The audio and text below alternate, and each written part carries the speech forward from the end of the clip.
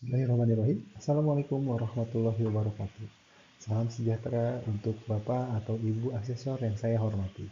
Video rekaman ini dibuat sebagai pemenuhan penilaian deskripsi diri, unsur kepemimpinan dan tugas pokok Tridharma Perguruan Tinggi atau PDD UKTPT khususnya untuk unsur pendidikan dan pengajaran. Perkenalkan, saya Heri Setiawan, dosen pada program studi Sarjana Teknik Kelautan di Fakultas Teknik Sipil dan Lingkungan Institut Teknologi Bandung. Pada kesempatan ini, izinkan saya untuk memaparkan deskripsi pengajaran dari salah satu mata kuliah yang saya ampuh, yaitu Mekanika Gelombang Air. Kode dari mata kuliah ini adalah KL2201 dengan bobot 3 SKS dan biasanya diberikan pada semester 4 atau semester genap. Mekanika gelombang air ini merupakan mata kuliah wajib pada struktur kurikulum kami, serta menjadi salah satu kompetensi utama di program studi teknik kelautan. Mata kuliah ini akan menjadi fondasi yang sangat krusial bagi mahasiswa teknik kelautan sebelum mereka mempelajari tahapan-tahapan perancangan selanjutnya untuk struktur pantai dan juga lepas pantai yang akan mereka pelajari pada semester-semester berikutnya. Kuliah ini dirancang untuk mendukung capaian pembelajaran lulusan atau CPL pertama dari program studi kami. Melalui mata kuliah ini, mahasiswa dituntut untuk memiliki kemampuan dalam mengidentifikasi, merumuskan, serta memecahkan masalah rekayasa kelautan yang kompleks dengan menerapkan prinsip-prinsip keteknikan, sains, dan juga matematika yang kuat.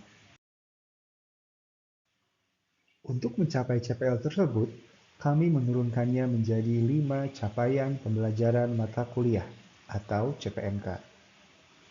Alur pembelajarannya kami desain secara terstruktur, dimulai dari penguasaan teori dasar dan persamaan gelombang linier pada CPMK 1 dan 2. Kemudian dilanjutkan dengan pemahaman konsep fisika seperti energi gelombang pada CPMK 3 hingga fenomena transformasi gelombang saat mendekati pantai pada CPMK 4. Puncaknya pada CPMK 5, mahasiswa diharapkan mampu mengaplikasikan teori-teori yang mereka pelajari untuk menghitung interaksi antara gelombang dengan struktur yang akan mereka desain. Untuk memastikan mahasiswa dapat mencapai kelima CPMK tersebut, bahan kajian atau materi pembelajaran selama satu semester kami kelompokkan ke dalam 4 topik utama. Dimulai dengan kita sama-sama menurunkan teori gelombang linier, lalu kita akan gunakan teori gelombang linier itu untuk menghitung parameter-parameter teknik gelombang yang akan sangat berguna di teknik kelautan. Selanjutnya, kami akan mempelajari bagaimana parameter-parameter teknik gelombang itu bertransformasi ketika gelombang berpropagasi dari laut dalam ke laut yang relatif lebih dangkal.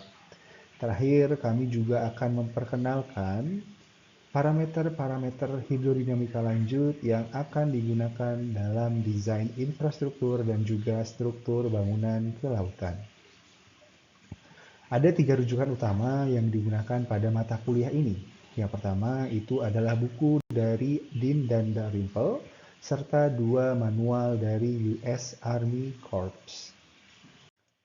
Kami sangat menyadari bahwa beberapa topik dan materi yang diberikan pada mata kuliah ini akan dirasa terlalu kompleks dan abstrak oleh beberapa mahasiswa. Oleh karena itu, pada beberapa pertemuan, saya mencoba memvisualisasikan topik-topik kompleks tersebut menggunakan beberapa media. Contohnya, pada slide ini saya biasa menunjukkan hasil simulasi numerik untuk menunjukkan bagaimana transformasi dan juga interaksi gelombang dengan struktur. Selain itu, saya juga kerap memainkan video-video yang kami rekam dari percobaan di Lab Teknik Kelautan ITB. Tak lupa juga kami juga memainkan video-video yang tersedia di internet yang berhubungan dengan mekanika gelombang air.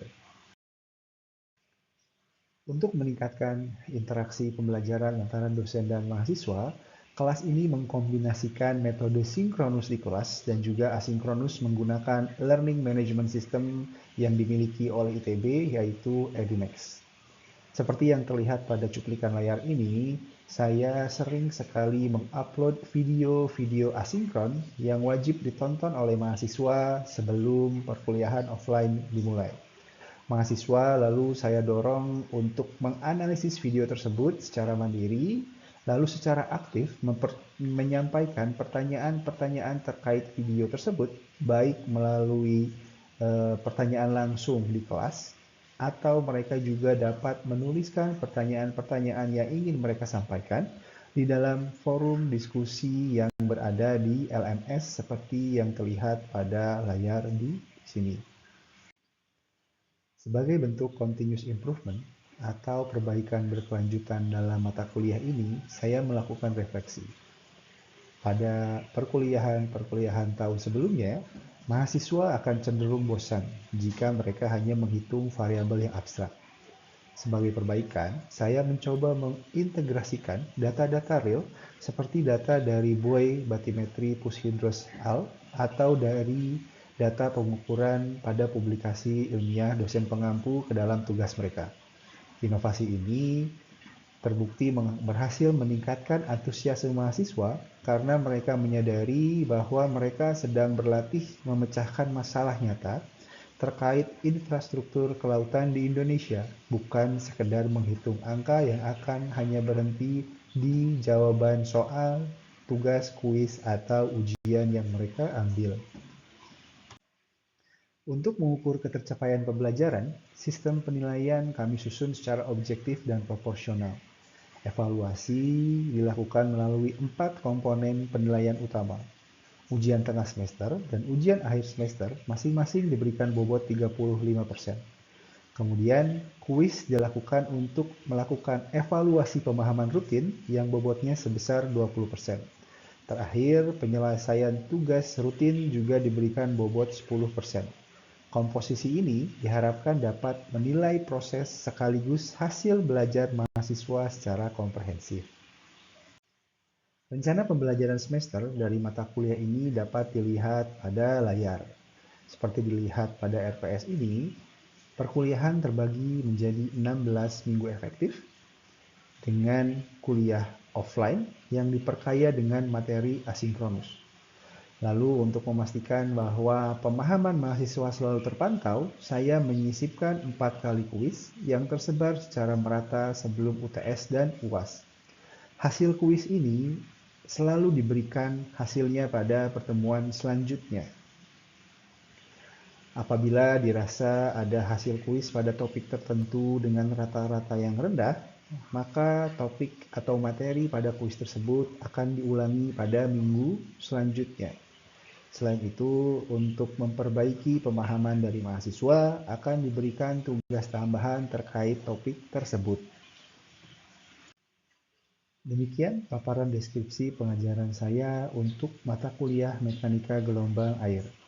Video ini akan dilanjut dengan contoh video asinkronus yang saya gunakan dalam mata kuliah ini.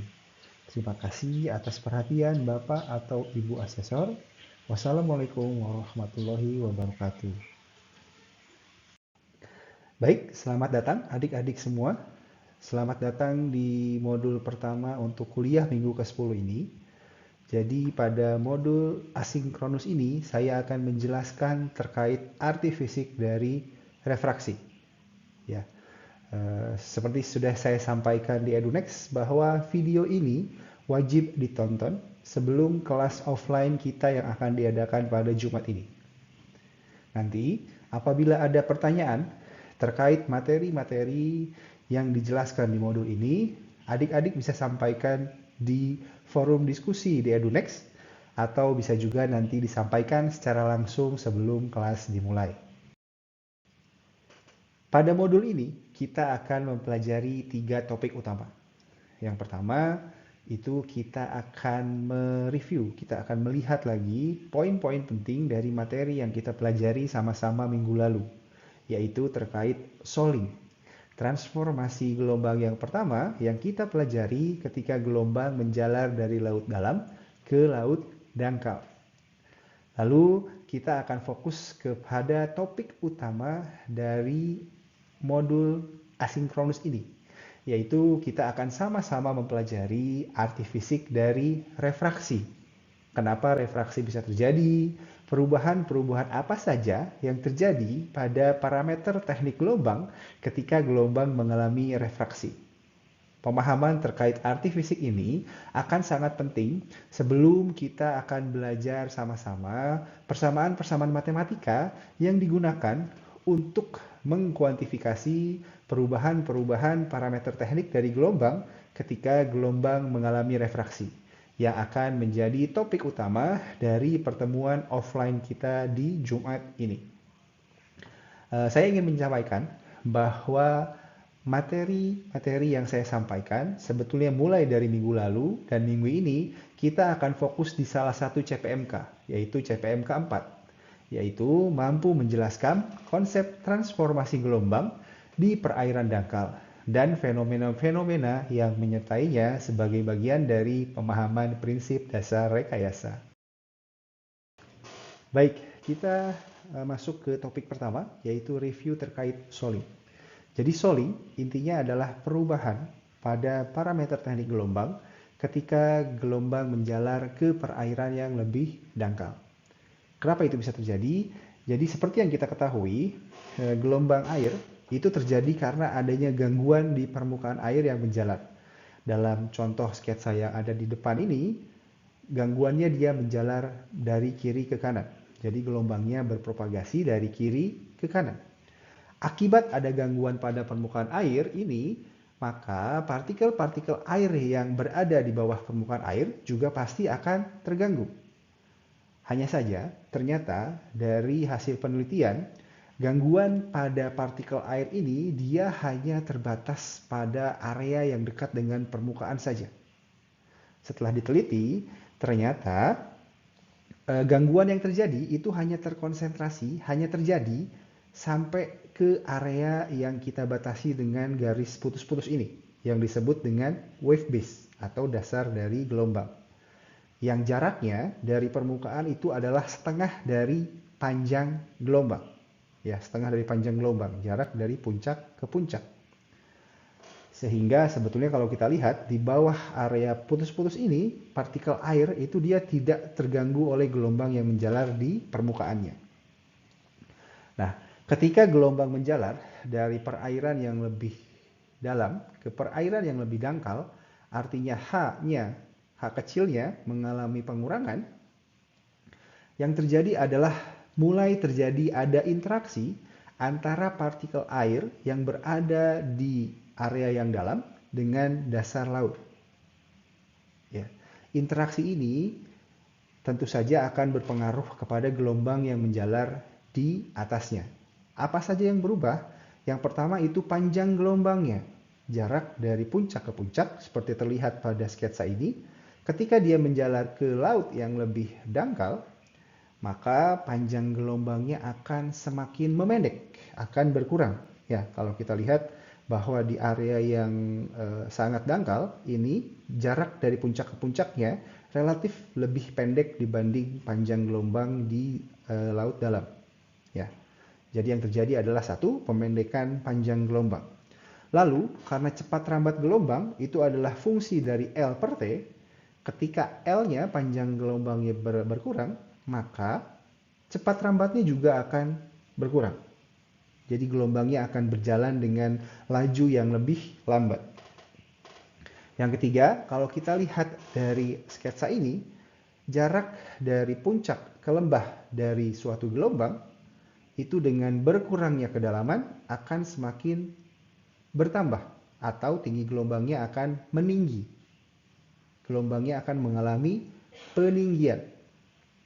Selain itu, kalau kita zoom in lagi, kalau kita letakkan sebuah tracer partikel, trajektori pergerakan dari partikelnya itu berubah, yang asalnya dia circular, berbentuk lingkaran, menjadi elliptical, menjadi sedikit terelongasi ke arah horizontal. Jadi kalau saya sarikan, ketika gelombang menjalar dari laut yang dalam ke laut yang dangkal, dia akan mengalami penurunan kedalaman atau H kecil. Ketika H-nya berkurang, maka panjang gelombangnya juga akan berkurang. Karena cepat rambat itu adalah fungsi dari panjang gelombang, maka cepat rambatnya juga akan berkurang. Gelombangnya akan melambat. Terakhir, kalau kita lihat dengan kasat mata, itu bisa kita lihat bahwa tinggi gelombangnya juga dia akan bertambah ketika dia mengalami pendangkalan atau pengurangan kedalaman. Kita fokus sekarang ke topik inti dari modul asinkronis ini. Jadi, seperti yang sudah saya post di EduNext, saya sudah melampirkan video dari YouTube ini. Video ini dia memberikan penjelasan yang sangat jelas sekali menurut saya apa itu refraksi, kenapa dia bisa terjadi. Intinya, kalau bisa saya singkat, kalau bisa saya sarikan, refraksi adalah perubahan arah rambat gelombang. Kenapa dia berubah? Karena ketika dia menjalar dari perairan yang dalam ke perairan yang dangkal, dia akan mengalami penurunan cepat rambat. Nah, pada kondisi-kondisi tertentu, penurunan cepat rambat itu dia tidak seragam di sepanjang gelombang. Jadi contohnya kalau di video ini gelombangnya asalnya dia sejajar gitu ya dengan pantai, tapi ketika dia mengalami perubahan kontur yang tidak seragam pada gelombang ini, maka akan terjadi pembelokan arah rambat gelombang yang direpresentasikan oleh perbelokan garis-garis imajiner ini. Jadi intinya refraksi adalah pembelokan arah rambat gelombang karena ada perbedaan cepat rambat gelombang di sepanjang gelombang. Intinya adalah itu. Kalau tadi kita lihat refraksi dari hasil pemodelan numerik, kita sekarang coba lihat dari gambar yang diambil dari atas ini, gitu ya. Jadi kalau kita diam di pantai, kalau kita lihat ke arah laut, itu kita bisa melihat bahwa gelombang itu seperti datang satu persatu.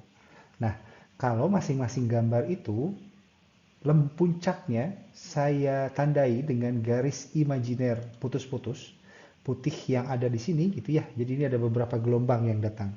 Nah, kalau misalkan kita fokus di gelombang yang paling luar, ini ada titik A dan titik B. Titik A karena dia letaknya lebih dekat dengan pantai, harusnya kedalamannya lebih dangkal dibanding dengan titik B. Sehingga cepat rambat di titik A harusnya karena ada shoaling itu lebih lambat dibanding dengan titik B.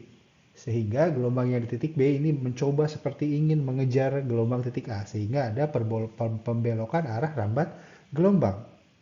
Nah, jadi intinya refraksi itu adalah pembelokan arah rambat gelombang karena perbedaan kecepatan di sepanjang gelombang itu sendiri. Ya, ini bisa disebabkan oleh 3 faktor utama perbedaan kecepatan rambat di sepanjang gelombang itu.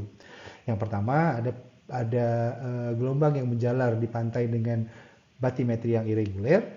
Lalu kalau pantainya misalkan dia lurus, konturnya juga paralel, tapi gelombangnya datang dia tidak tegak lurus dengan pantainya.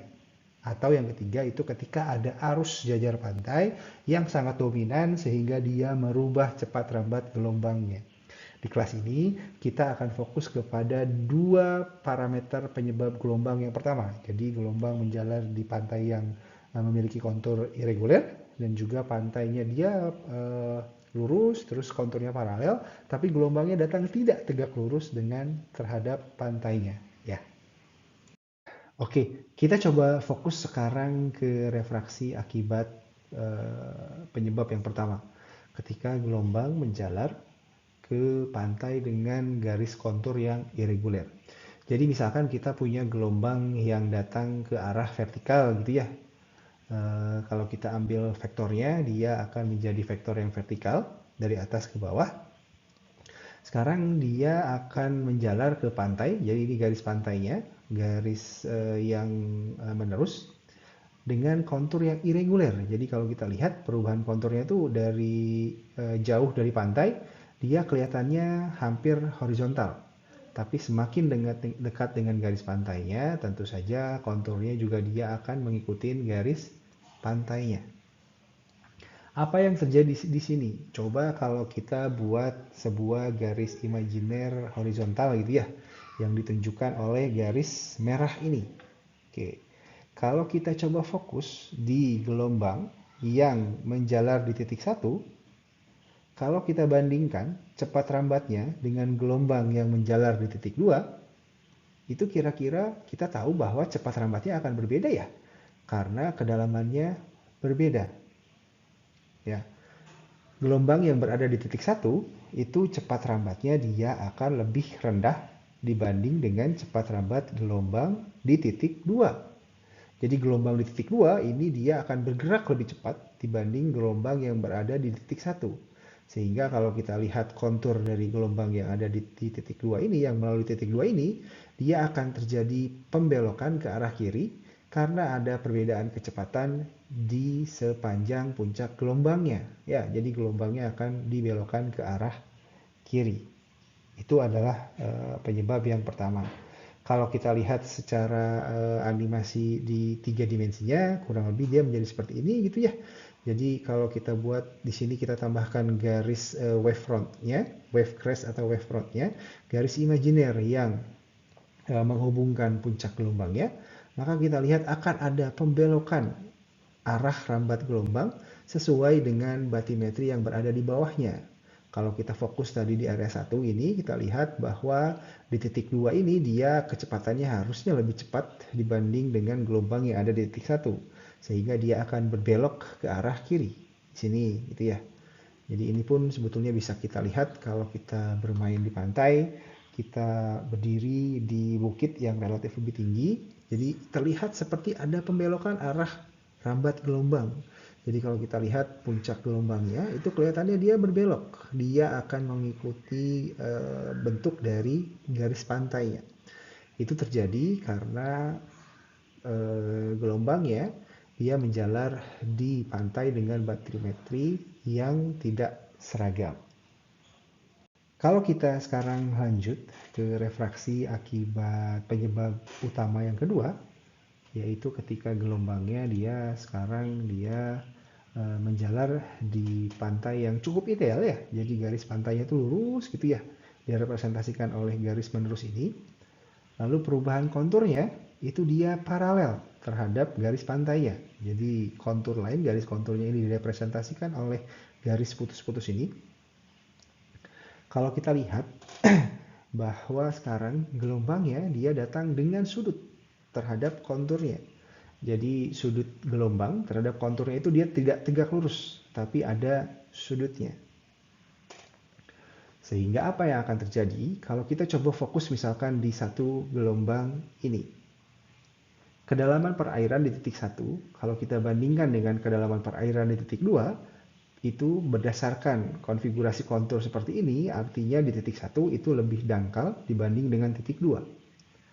Sehingga cepat rambat gelombang di titik 1 itu pasti lebih lambat dibanding dengan cepat rambat gelombang di titik 2. Sehingga kalau kita terus mengikuti gelombang ini, misalkan direpresentasikan oleh snapshot dari analisa numerik ini, maka arah rambatan gelombang itu dia akan berbelok gitu ya. Dia akan berbelok sehingga ketika sangat dekat dengan pantainya sebelum gelombang pecah, maka wave crest-nya itu dia sekarang hampir paralel dengan garis pantainya. Selain itu juga konturnya, wave ray-nya, arah rambatan gelombangnya juga hampir tegak lurus dengan garis pantainya. Itu bisa kita lihat di simulasi ini. Ini kan hasil simulasi. Kalau kita coba lihat helikopter view dari salah satu gambar yang diambil, ini juga sebetulnya bisa mengindikasikan bahwa ada perbelokan arah rambatan gelombang. Di mana semakin dekat dengan pantai, maka arah rambatannya, si wave ray-nya itu hampir tegak lurus dengan garis pantai. Yang lebih bisa dilihat adalah wave crest-nya, puncak dari gelombangnya itu dia hampir sejajar dengan garis pantainya. Jadi ini adalah refraksi yang kedua, karena gelombang menjalar dengan sudut dengan pantai yang memiliki kontur yang paralel terhadap garis pantainya. Baik, jadi kita sekarang sudah sama-sama mempelajari apa itu refraksi. Jadi refraksi itu sebetulnya adalah perubahan arah rambatan gelombang. Kenapa? Sebetulnya karena ada perbedaan cepat rambat di sepanjang puncak gelombang. Kenapa ada perbedaan cepat rambat di sepanjang puncak gelombang? Itu karena ada 3 faktor. Ada gelombang yang menjalar di pantai dengan batimetri irregular. Ketika gelombangnya menjalar di pantai yang lurus dan konturnya paralel terhadap garis pantainya, tapi gelombangnya dia tidak datang tegak lurus dengan garis pantainya. Atau kalau ada arus tegak sejajar pantai. Di minggu ini kita sudah mempelajari refraksi akibat 2 faktor pertama tadi. Jadi kita sudah mempelajari arti fisik dari refraksi, kenapa refraksi itu bisa terjadi akibat 2 faktor pertama tadi. Pertanyaan selanjutnya adalah, kita sudah tahu bahwa refraksi itu adalah pembelokan arah rambat gelombang. Sekarang pertanyaan selanjutnya sebagai engineer pasti seberapa besar sih pengaruh efek refraksi terhadap perubahan cepat rambat? Seberapa ekstrim sih gelombang dia bisa berbelok akibat refraksi? Itu adalah topik utama yang akan kita pelajari pada pertemuan offline kita Jumat ini.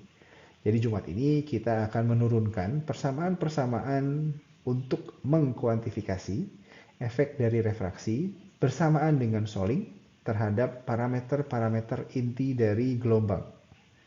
Jadi sebagai hint saja, sebagai bocoran, bahwa untuk memperoleh persamaan-persamaan itu kita akan menerapkan hukum kekekalan massa pada gelombang. Lalu kita juga akan mengambil ilmu refraksi koefisien refraksi dari pelajaran di fisika ketika kita SMA, yaitu refraksi pada optik ketika cahaya terrefraksi oleh optik. Jadi ini akan menjadi topik utama kita untuk pertemuan offline kita Jumat ini. Oke, sekian materi yang bisa saya sampaikan di modul ini. Saya ingatkan bahwa setelah menonton modul ini, semua pertanyaan yang muncul dari materi-materi yang saya sampaikan bisa disampaikan melalui 2 opsi. Yang pertama, bisa langsung kalian tuliskan di discussion panel di EduNext yang ada di bawah video ini. Yang kedua, pertanyaan-pertanyaan itu juga bisa kalian sampaikan nanti di awal perkuliahan. Jadi saya akan memberikan waktu di depan untuk kalian semua untuk bertanya terkait materi yang disampaikan pada modul ini. Penutup, saya ucapkan terima kasih. Sampai jumpa di Jumat ini. Bapak Ibu asesor yang saya hormati, baru saja kita saksikan materi asinkron yang saya gunakan dalam proses belajar mengajar pada mata kuliah Mekanika Gelombang Air. Sebagai pendidik, saya berkomitmen kuat untuk terus mengevaluasi dan berinovasi dalam metode pengajaran. Harapan saya, lulusan Teknik Kelautan ITB tidak hanya kuat dalam pemahaman teoritis, tetapi juga memiliki kemampuan analitis yang tajam untuk memecahkan permasalahan rekayasa kelautan di dunia nyata. Demikianlah seluruh rangkaian pemaparan PDD UKTPT untuk unsur pendidikan dan pengajaran dari saya. Saya mengucapkan terima kasih yang sebesar-besarnya atas perhatian Bapak atau Ibu. Semoga apa yang saya sampaikan dapat memberikan gambaran yang utuh terkait pelaksanaan Tridharma yang saya lakukan. Wabillahi taufik wal hidayah. Wassalamualaikum warahmatullahi wabarakatuh. Salam sejahtera untuk kita semua.